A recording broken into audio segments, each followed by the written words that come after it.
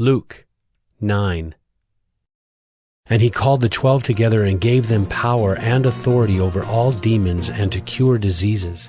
And he sent them out to proclaim the kingdom of God and to heal. And he said to them, Take nothing for your journey, no staff, nor bag, nor bread, nor money. And do not have 2 tunics.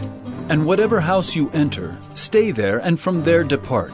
And wherever they do not receive you, when you leave that town, shake off the dust from your feet as a testimony against them. And they departed and went through the villages, preaching the gospel and healing everywhere.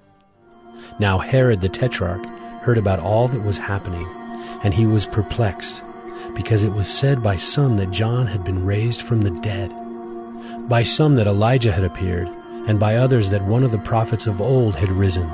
Herod said, John I beheaded, but who is this about whom I hear such things? And he sought to see him. On their return, the apostles told him all that they had done. And he took them and withdrew apart to a town called Bethsaida. When the crowds learned it, they followed him, and he welcomed them and spoke to them of the kingdom of God, and cured those who had need of healing. Now the day began to wear away, and the 12 came and said to him, Send the crowd away to go into the surrounding villages and countryside, to find lodging and get provisions, for we are here in a desolate place. But he said to them, You give them something to eat.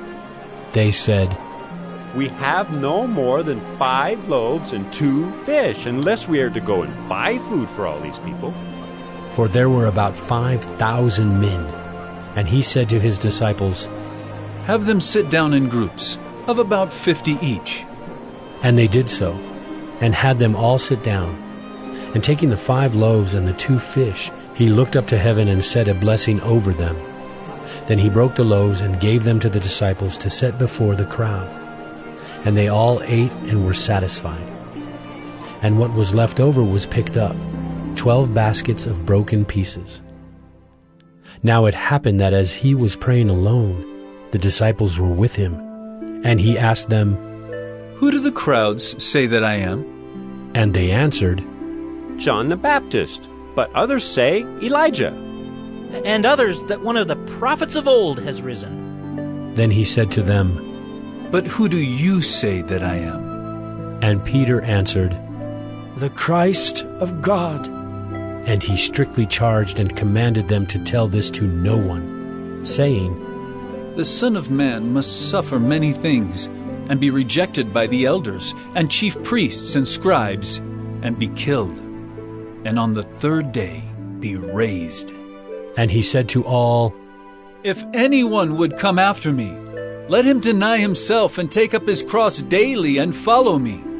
For whoever would save his life will lose it, but whoever loses his life for my sake will save it. For what does it profit a man if he gains the whole world and loses or forfeits himself? For whoever is ashamed of me and of my words, of him will the Son of Man be ashamed, when he comes in his glory and the glory of the Father and of the holy angels. But I tell you truly, there are some standing here who will not taste death until they see the kingdom of God. Now about 8 days after these sayings, he took with him Peter and John and James, and went up on the mountain to pray. And as he was praying, the appearance of his face was altered, and his clothing became dazzling white.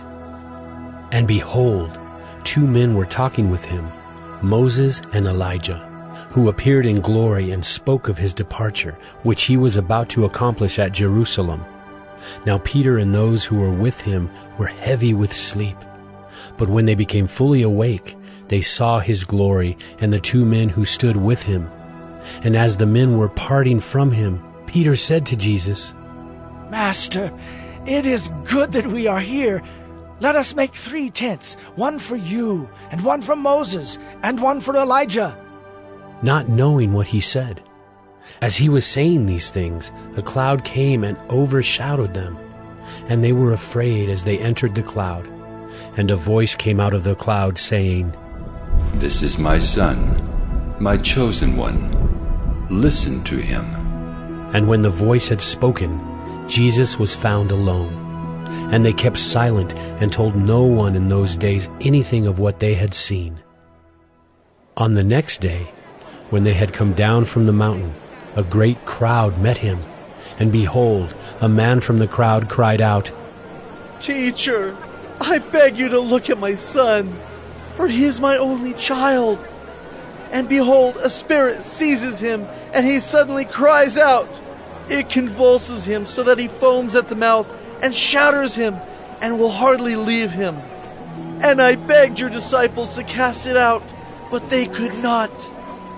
Jesus answered, Oh, faithless and twisted generation, how long am I to be with you and bear with you? Bring your son here. While he was coming, the demon threw him to the ground and convulsed him. But Jesus rebuked the unclean spirit and healed the boy and gave him back to his father. And all were astonished at the majesty of God. But while they were all marveling at everything he was doing, Jesus said to his disciples, Let these words sink into your ears. The Son of Man is about to be delivered into the hands of men. But they did not understand this saying, and it was concealed from them, so that they might not perceive it. And they were afraid to ask him about this saying. An argument arose among them as to which of them was the greatest.